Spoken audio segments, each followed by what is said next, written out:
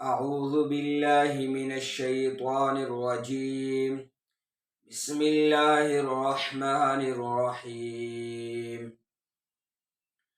كافها يا عين صاد ذكر رحمة ربك عبده زكريا إذ نادى ربه نداء خفيا صدق الله العظيم. یہ سورہ مریم ہے. جب بھی کسی سورت کی ابتدا ہوتی ہے تو پہلی سطر کے اوپر 6 باتیں لکھی ہوئی ہوتی ہیں ہر سورت کے شروع میں. نمبر 1 سورت کا نام، نمبر 2 یہ سورت مکی ہے یا مدنی ہے، نمبر 3 اس سورت کی آیات، نمبر 4 اس سورت کے رکوع، نمبر 5 ترتیب توقیفی اور نمبر 6 ترتیب نزولی. تو یہاں پر بھی پہلی سطر کے اوپر 6 باتیں لکھی ہوئی ہیں. سب سے پہلے سورت کا نام سورہ مریم ہے.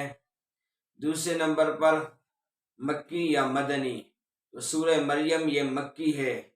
جیسے کہ آگے سورہ مریم کے اندر جو واقعات ہیں اس سے آپ کو خود پتہ چل جائے گا کہ یہ سورت مکی ہے. اب مکی اور مدنی کیسے کہتے ہیں؟ تو مفسرین کے اس کے اندر بہت سے اقوال ہیں، لیکن جس قول کو مفسرین نے ترجیح دی ہے وہ یہ قول ہے کہ جو سورت حضور علیہ السلام پر ہجرت سے پہلے نازل ہوئی تو وہ مکی ہوگی، اور جو سورت نبی پاک صلی اللہ علیہ وسلم پر ہجرت کے بعد نازل ہوئی تو وہ مدنی ہوگی. اب اگر حضور علیہ السلام نے ہجرت کی مدینہ منورہ کی طرف اور پھر کسی غرض سے مکہ آئے اور وہاں پر کوئی سورت نازل ہو گئی تو یہ بھی مدنی ہوگی، کیونکہ ہجرت کے بعد نازل ہوئی ہے.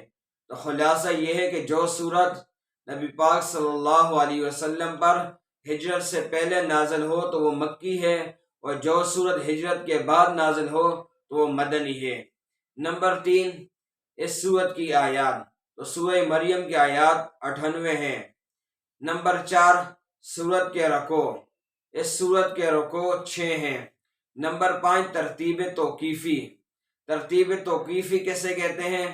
کہ حضور علیہ السلام پر جب بھی کوئی سورت نازل ہوتی تھی تو بذریعہ وحی جبرائیل امین حضور صلی اللہ علیہ وسلم کو بتلا دیا کرتے تھے کہ آپ نے اس سورت کو اس سورت کے بعد اور اس سورت سے پہلے رکھنا ہے. اور قرآن مجید کی یہ جو ترتیب ہے، سورہ فاتحہ پہلے نمبر پر، سورہ بقرہ دوسرے نمبر پر، سورہ آل عمران تیسرے نمبر پر، یہ ترتیب اس کو ترتیب توقیفی کہتے ہیں. اور اس اعتبار سے سورہ مریم کا نمبر 19واں نمبر ہے کہ سورہ مریم کو حضور علیہ السلام کو بذریعہ وحی جبرائیل امین نے بتلایا تھا کہ آپ نے سورت کو 19ویں نمبر پر رکھنا ہے. اور ترتیب نزولی اسے کہتے ہیں کہ جو حضور علیہ السلام پر صورت نازل ہوتی تھی اس اعتبار سے اس سورت کا نمبر 44 ہے کہ یہ سورت 44ویں نمبر پر حضور علیہ السلام پر نازل ہوئی تھی. اب اس سورت جو سورت مریم ہے یہ کتنی اہمیت کی حامل ہے، اس کا اندازہ آپ اس واقعے سے لگا سکتے ہیں. ہجرت جب صحابہ کرام نے کی تھی حبشہ کی طرف، سن 5 نبوی تھا. 5 نبوی یعنی حضور علیہ السلام کو نبوت ملے ہوئے 5 سال ہو گئے تھے. تو حضور علیہ السلام نے صحابہ کو حکم دیا تھا کہ آپ حبشہ کی طرف ہجرت کریں، جس کے اندر حضرت عثمان رضی اللہ تعالی عنہ، حضرت رقیہ رضی اللہ تعالی عنہا اور اکابر صحابہ اس کے اندر موجود تھے. اس ہجرت کے اندر جب ان صحابہ نے حبشہ کی طرف ہجرت کی اور وہاں پر چین کے ساتھ رہنے لگے تو 2 شخص تھے مشرکین کی طرف سے، ان کو بھیجا مشرکین کے سرداروں نے، جو مکہ کے سردار تھے، مشرکین مکہ ان کے جو سردار تھے، انہوں نے 2 اشخاص کو بھیجا. ایک کا نام تھا عمر بن عاص اور دوسرا کا نام تھا عبداللہ بن ربیعہ. ان 2 شخصوں کو بھیجا حبشہ کی طرف اور ان کو تحائف بھی دیے کہ جا کر آپ نے یہ تحائف حبشہ کے بادشاہ جس کا نام تھا نجاشی اس کو دے دینے ہیں، اور اس کو پھر بولنے ہیں آپ نے کہ یہاں پر چند لوگ آئے ہیں ہمارے علاقے سے جو بے دین ہو کر آئے ہیں، تو آپ ان کو واپس ہمارے ساتھ روانہ کر دیں. کہ ان کو ہم لے کر واپس مکہ ان کو لے جائیں۔ اب یہ دو شخص، ایک کا نام تھا عبداللہ بن ربیہ اور دوسرے کا نام تھا عمر بن عاص، جب یہ دونوں وہاں پہنچے حبشہ کے بادشاہ کے پاس، اور حبشہ کے جو بادشاہ تھا جس کا نام تھا نجاشی، اس کے دربار میں حاضر ہوئے، تو اس کے وہ کہنے لگے کہ ہمارے ملک سے، مکہ سے چند نوجوان آئے ہیں، چند لوگ آئے ہیں، اور انہوں نے اپنا دین جو ہے، اپنے آبا کا دین، اس کو ترک کر دیا ہے، اور یہاں پر وہ آ کر رہ رہے ہیں، بے دین ہو گئے ہیں۔ آپ ان لوگوں کو ہمارے ساتھ روانہ کر دیں کہ ہم ان کو واپس لے جائیں۔ جب حبشہ کا بادشاہ جو تھا جس کا نام تھا نجاشی، انہوں نے مسلمانوں کو، صحابہ کو بلایا اپنے دربار میں، اور ان سے پوچھا کہ یہ جو لوگ آئے ہیں، یہ دو شخص یہ کہہ رہے ہیں کہ آپ لوگ بے دین ہو گئے ہو، تو آپ لوگ کا کون سا مذہب ہے؟ تو اس وقت حضرت جعفر طیار رضی اللہ تعالیٰ عنہ نے تقریر کی، جس کا خلاصہ یہ ہے کہ کہنے لگے کہ ہم جو تھے مردار کھاتے تھے، بت پرستی کیا کرتے تھے، قطع رحمی کیا کرتے تھے، لوگوں کے حق غصب کر لیا کرتے تھے، اور ہم جو تھے بہت سے خداؤں کو پوجا کرتے تھے۔